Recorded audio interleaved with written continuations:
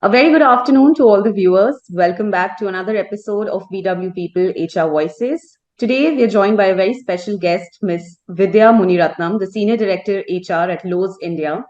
In her current role, she leads the L&D, Diversity and Inclusion, and Global HR function at Lowe's India. In addition, Vidya is responsible for building capabilities across people analytics and HR systems.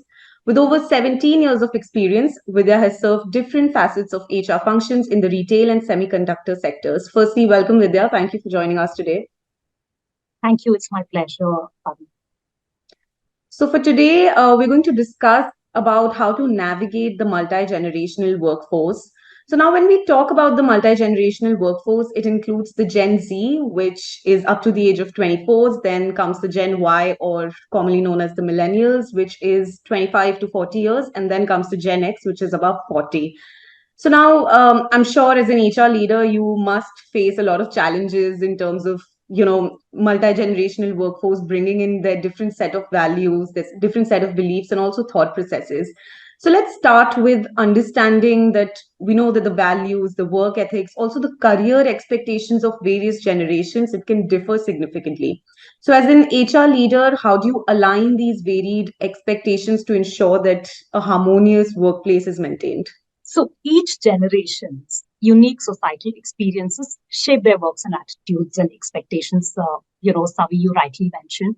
And Gen Zers may value autonomy, work-life balance, flexibility, etc. And millennials may prioritize work-life balance, flexibility, and a meaningful work. So it becomes a totally different challenge to effectively manage a multi-generation workforce. And it's important for us, right, as organizations to focus on creating mainly personas based on individual differences and motivations. I strongly believe that even in a particular type of generation, the value system could be different, right? So instead of stereotyping based on generations, we could also look at creating personas based on similar choices, right? Right. And that could be important for organizations while they are kind of bringing the entire workforce together and creating a harmony. At the end of the day, the business objectives have to be met in the best possible way, right? So some of the areas for us to consider would be analyzing the workforce and its various segments. Very good example, Savi, right? When I joined Lowe's, the population of Gen Zers were less than 5%. And today we have 22% of Gen Zers, right? So it is not like a one and done. On a regular basis, constantly analyze your workforce. What are the demographics? What is the composition? And how is the composition changing? And what are the impact it is having in the overall organization? I think that, in my opinion, becomes a continuous process, right? And secondly, establishing a value system that binds it all. Right? And all the policies, right? The need versus the policies that we have, constantly reinventing and reimagining. This worked in the past, will this work in the future, right? And there is definitely a scope for customized approach to introduce benefits, right? I've been in the I've been in the workforce for over 18 years now. So what is happening is the benefits that were valued in the past is no more having the same charm, right? And the need that is coming in is also totally new. So organizations are grappling, but how fast do we fail and learn in introducing certain new benefits also becomes the key. So technically promoting inclusivity in the workplace across every level and also having zero tolerance towards bias and discrimination, right? Brings in a lot more, togetherness or harmony to, to this entire working together. And if I were to talk about Lowe's, our core values and behaviors are globally established. And the other nuance comes in while you're working with different geographies, right? So our core values and behaviors are globally established to create the same sense of belonging and associates. So we call employees as associates at Lowe's. So, we all work together to achieve the same cohesive goals, right? And what we've also done as an organization is recognize the need for more allies within the organization to make it more seamless. So we have something called BRG, which is Business Resource Groups. In other organizations, it's called ERG or business councils. It could be so. For different aspects. So we have generations as one of the BRGs, right? To be able to come together and identify and sensitize and learn from each other. Right. Thank you, Vidya. So you talked about the ERGs. What are some of the metrics or the indicators that you're using at your organization to basically track the progress or evaluate the outcomes that you're getting from these? That's a great question, right? So while we can have thousands and thousands of initiatives, is that really reaching and does it serve the right purpose of what it was designed to be, right? Some of the tools that we have, right? And one is definitely our, HR business partners who are connected with the teams, right? That could be more organic, but otherwise we have a lot of listening tools in the organizations and quick surveys, right? Not necessarily the annual ones which kind of go in and we get the report. And sometimes what happens is, there's a lot of information, and by the time you take action, it does, it does take time. So we have quick listening tools and multiple touch points and to understand and assess. For example, if we are rolling out a new benefit, we roll out a quick survey. And even before the rolling out of programs, we do a focus group discussion just to understand, hey, what is it that you're expecting? And it's a very defined focus group. It is not going to be random. It is a good selection so that there is a representation across all levels, generations, right, and gender, and so that we hear the pulse of the people at multiple levels. Right.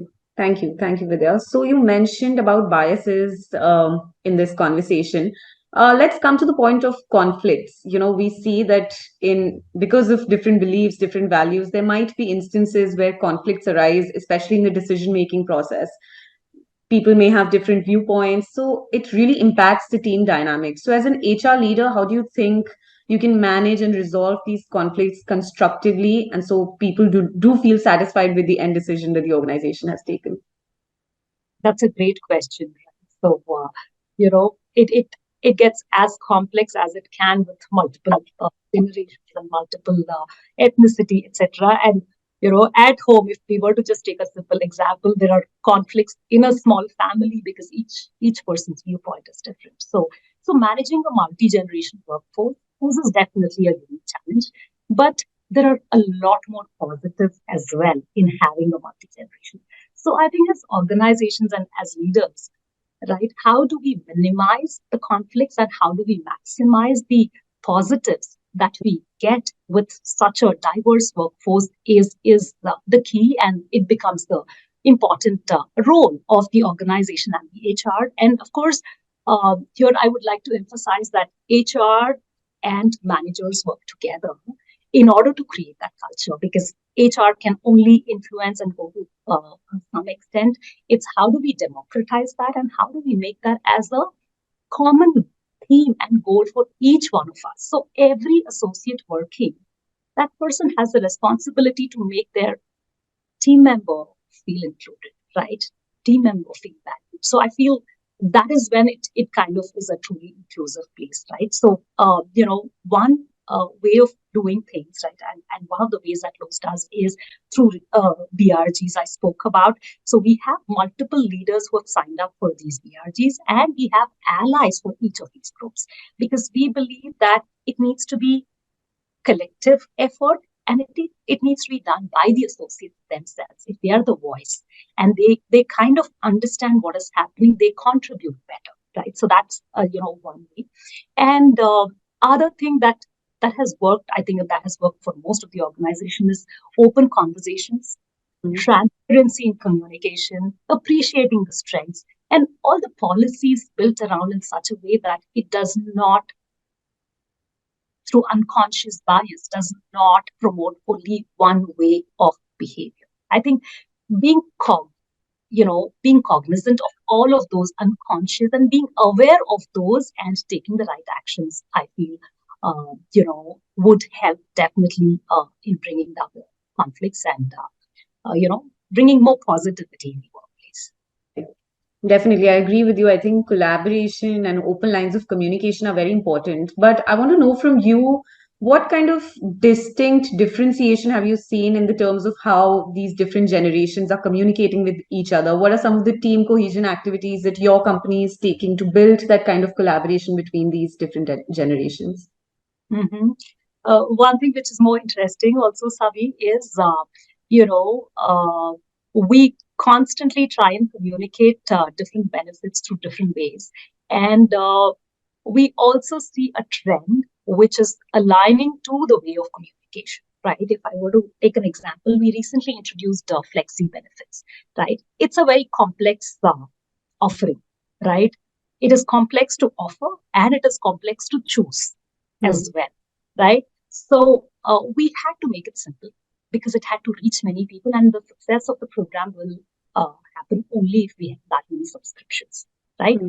So here is where our communications came up with the fact that let's do a mascot, right? Because probably they resonate with something which is easy, which kind of just articulates one or two things. It's a very complex one, but how do we simplify and cater to our audience and see how do we see the translation of this communication to subscription. It was a great hit, right? So constantly, like I said, constantly try, fail, learn, change your ways of working. And last year we had introduced something which is very unique, right, for the organization, and that had like a blurbs and like a comic strip that was a hit, right? We could see the direct correlation in terms of how that translates, and more than that, the constant data that it gives, right? How many clicks, how many open view for those emails. We need to be constantly processing that information because that all of them tell a story to us in terms of how our associates process the information, and more so prior to pandemic, during pandemic, and post pandemic, the Hmm. way of consuming information also has changed. Right? It isn't very specific to a generation. It is specific to a combination of things, generation, the time that we are in, and at this point in time, what my focus is, and things like that. So, how do we constantly cater to the changing needs? Is the key, Savi. Definitely some great initiatives by Lowe's. Now, you've mentioned about the pandemic. Now we're seeing that post the pandemic, the Gen Zs, especially, they are looking for work which is more work from home. They want like specific timings. They don't want to work overtime. And similarly for mothers or caregivers at the organization, they want to go back home at time. They don't want to invest so much time at the organization. So flexible work arrangements are very important to create.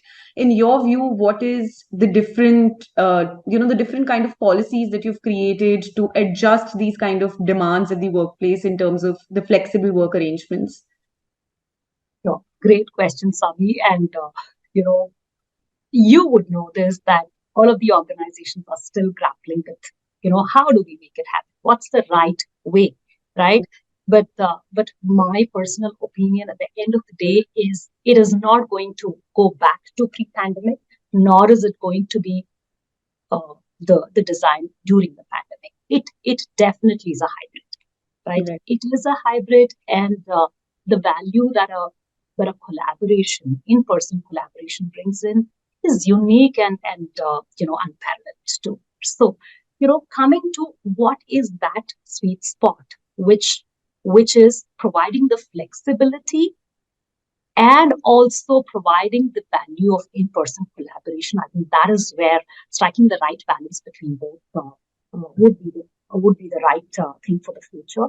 And we at Lowe's also have incorporated this, right? So we have provided the flexibility. Most of the roles here are, are in person, but then you have the flexibility to choose the days that you could come and choose the work hours that works best for you, right? I'm a working mother. I would prefer coming to office as soon as I send my children to school, right? But I would like to go sometime by around 3ish, 4ish, so that I can be with the family for a couple of hours and get back to my call. So, whatever works best for, Gen Zers would kind of come in early, they do the gym, and then get back on the floor by around 10ish, 11ish, and they have the flexibility to start the work. At the end of the day, there are few guardrails in terms of team meetings, etc. But apart from that, when you start, when you end, and which days you choose to come to office is definitely flexible. I think that will be the way for the future as well, in terms of how are you uh, how are you customizing it to you, right? And basically what works for you, Right. right?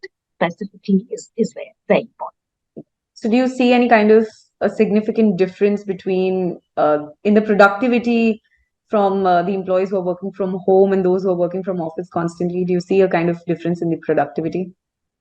Um, Definitely not. Like, the contrary of this is during the pandemic, I think everybody did not have boundaries. They were working for more hours, things like that. But more than productivity, I think the belonging comes in, and Hmm. a sense of belonging and camaraderie comes in when you are able to, you know, have interactions with people once in a while, right? Definitely feel that would be a great thing for the future, right? I personally feel, right, last week my son was unwell. I'd taken 3 days work from home. And the fourth day, I'm like, can I just go to office today? I don't have many meetings, but you know what? Like, I'll go for a couple of hours. So it's a need for me. And likewise, it definitely feel being there in person definitely makes some bit of difference, but providing flexibility as well on which days you choose definitely makes a difference. Right. So now let's come to the L&D aspect of the multi-generational workforce. So when we talk about upskilling the workforce, because we're seeing rapid advancements in technology with generative AI, with Meta coming in the space, upskilling is very important, especially, the technological adoption for the older generation, it becomes difficult at times. So how are you dealing with this? And not only the technological adoption, what are some other skilling based challenges that you have faced in a multi-generational workforce? Very, very interesting question, right? So technology is revolutionizing every aspect of our lives, right? And I didn't know ChatGPT few months ago, and sometimes not sometimes, most of the times I use wherever I have to just do something very quick, right? So and it's changing every aspect of our lives, and including the work and interpersonal interaction as well. And during the lockdown, this became very evident, and we had completely tech enabled solutions, connectivity. And, older generations have embraced technology to stay connected and be self sufficient while acknowledging its role in the changing environment. Irrespective, right? Technology's impact varies, right, based on how you consume that information. And, you know, and I also believe that each generation or each person, more than generation, consumes information in a very different manner and process information in a different manner, right? So, if we are talking about bridging the generation gap in technology adoption, I think it starts with fostering intergenerational collaboration in workplaces. And, I think three key milestones, right? One is adapting leadership styles, right? Understanding the expectations of each generation, and help build a purpose-driven approach to technology, right? With clear communication and education and training. So as and when technology evolves, the continuous learning becomes essential, right? The technology that existed in the past, and Lowe's as well continuously, we are inventing. We are now an omni-channel, and we want to drive more sales through omni-channel. So that means the integration of stores technology has to be that much more seamless. Right. So it is imperative, but this inclusive learning strategies and what works and what type of learning and what are the areas wherein you have to apply a type of learning also should be kind of thought through. And lastly, fostering a collaborative culture, right? Be it in a workspace, how is it designed to promote that collaboration, and how are we, intertwining D&I with technology and basically bringing it all together in a way, broad-based multi-generational learning strategies is what will work for the future. Right, right. Agreed, agreed. I think today technology, we're also seeing a lot of emotional intelligence elements which used to lack a lot of in AI before this. But I want to go a little off track and talk about the workplace design that we're seeing today. So maybe not at your organization, but generally in the industry, we're seeing that organizations today, they're there are high chairs at the organization which are not feasible for the older generation. There's no space for keeping documents, files, which are usually the traditional methods of the older generation to do their research work. We only see laptops at organizations now, right? There's lack of silent zones. So, how important are all these factors in the productivity, or let's say in the traditional practices that the older generation have been following for so many years now? This is another interesting topic, Savi, right? The entire workplace design has evolved, right, from multiple centuries, from communal spaces in 19th century to open office concepts, and now to, embracing open plans, co-working space, remote options, and basically heavily influenced by the technology and the employee mobility and the needs and, likes of employees, right? So with this pandemic, we have witnessed how any place can be swiftly converted or transformed. Right? Overnight, we all became designers to design our own workspaces during the pandemic, and I designed study spaces for my children, right? So our agility was at its best. So what I'm trying to say is workplace design plays an important role in enhancing productivity and how do you collaborate and how do you bring in engagement and job satisfaction at the end of the day, right? And all we need is a modernized office environment enabled by tech that brings about a boost to creativity, collaboration, and engages in a very meaningful way. Mm-hmm. So, at Lowe's, if I were to draw example from Lowe's, right, we have thoughtfully planned office spaces, and we have a lot of collab space. And of course, we have places, for me, sometimes it's not, I love being with people, but sometimes when I'm working on very critical initiatives, I want my space, right? So I think, it's kind of respecting different ways of working more than, again, siloing it to generations.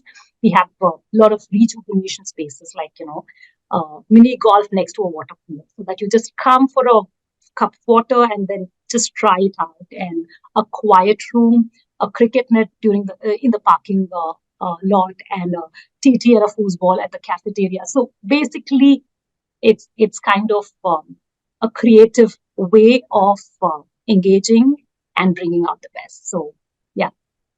Thank you for sharing such great initiatives. So most of our viewers are HR leaders, they're employers as well as employees. Any last piece of advice for them, Vidya? So Savi, I think I would kind of again reiterate on a couple of things which has helped me and which is important. And